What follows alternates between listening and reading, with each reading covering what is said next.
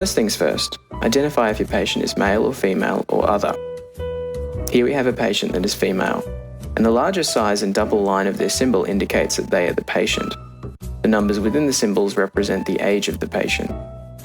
Branching upward, we have the genetic parents. We also have their ages listed, and on downward stems we have the birth dates for quick reference. And then here we have a younger sibling, also branching off the parents' shared stem there.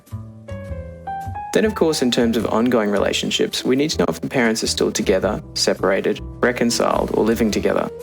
As you can see, there are annotations on the shared line that show the chronology of the parents' relationship. Here we have a double line that represents the divorce between the genetic parents.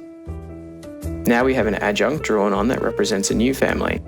The father now has a new partner, living together since 2010. And they also have a daughter that is 3 years old. As you can see, the symbols are very consistent in how they are arranged between families.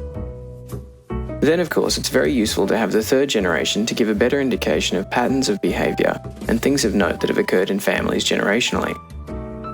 Here we have a half-shaded cell on the paternal grandfather symbol. That can represent a physical or psychological illness. Here we have an annotation of BPAD, which represents a bipolar affective disorder, which can be particularly important if you want to see trends in families, particularly where there is a genetic component of any condition. And then how relationships are represented. The zigzag line shared between the paternal grandparents signifies a hostile relationship.